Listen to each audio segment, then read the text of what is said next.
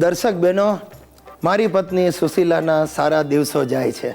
અરે ઊંધું બોલાઈ ગયું, એટલે કે સુશીલાના દિવસો સારા જાય છે. મારી સુશીલા હમણાં સેવાકીય પ્રવૃત્તિ તરફ વળી છે. એક બેનને ભૂત વળગ્યું હતું, એટલે સુશીલા દોડી એ બેનને રિક્ષામાં બેસાડી અને સ્વામી ઉટેશ્વર મહારાજ પાસે લઈ ગઈ. આ ઉટેશ્વર સ્વામીએ ઊંટ પરથી બેઠા બેઠા મંત્રેલું પાણી એ બેનના મોંમાં રેડ્યું અને બાઈ સાજી થઈ ગઈ. સાહેબ, બસ ત્યારથી સ્વામી ઉટેશ્વર અને સુશીલા ધંધે લાગી ગયા છે. એટલે કે ભૂત ભગાડવાના ધંધે લાગી ગયા છે.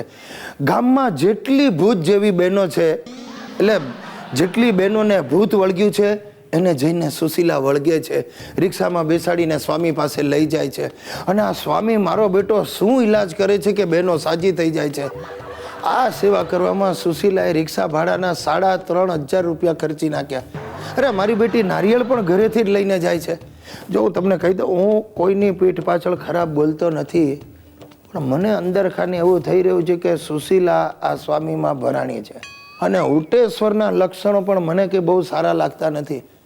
મેં મારી રીતે તપાસ કરાવી તો મને જાણવા મળ્યું કે ઉટેશ્વરે જે 4 બૈરાઓને સાજા કર્યા એ 4 એના સગામાં હતા. અને ત્યાર પછી બીજી કોઈ બહેનોને સાજી કરી હોય એવું મારા સાંભળવામાં હજી સુધી આવ્યું નથી. આ લુચ્ચો ઉટેશ્વર ભૂત ભગાડવાના બાને ભૂત ભગાડવા આવેલા દર્દીઓના મનમાં ભૂત વળગ્યું છે એવું ભૂત ફસાવે છે અને નિમિત્ત મારી બિચારી ભોળી સુશીલાને બનાવે છે. સાહેબ, આ સુશીલાના મગજ પરથી ઉટેશ્વરનું ભૂત ભગાડવા માટે મારે કોઈ સ્વામી આખલેશ્વર અથવા તો સ્વામી હાથીશ્વર શોધી કાઢવો પડશે. મિત્રો, તમે જોયું હશે આપણે ત્યાં આજકાલ શ્રાવણ મહિનાનું નવરાત્રિના ઉપવાસનું મહાત્મ્ય વધતું જાય છે. એની પાછળનું કારણ શ્રદ્ધા છે કે નહીં એની મને ખબર નથી. અમારા ઘરમાં તો ડાયટિંગ એનું કારણ છે. આ અમારી સુશલીએ આ શ્રાવણ મહિનામાં ઉપવાસ કરવાનું નક્કી કર્યું.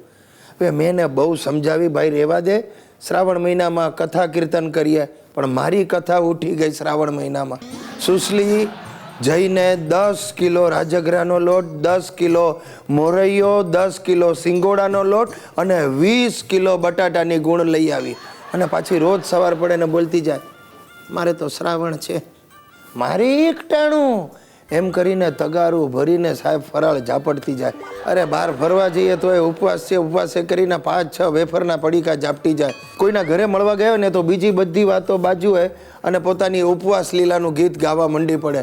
છેવટે પેલો બિચારો યજમાન કંટાળીને એના ગળામાં ફરાળ નાખે ને ત્યારે સુશલી શાંત પડે. અને હજી અહીંયાથી અટકતું નથી. રાત્રે સૂતા પહેલાં એનું પાછું ધીમેથી શરૂ થાય, હવે તો આ મોરીઓ ખાઈ ખાઈને કંટાળી છું, કોઈને મારી પડી જ નથી. મને લાગે છે આ વખતે 10 કિલો વજન ઉતરી જશે. અને મને સતત એવું લાગે છે કે આ વખતે સુશલીનું વજન 25 કિલો વધી જશે.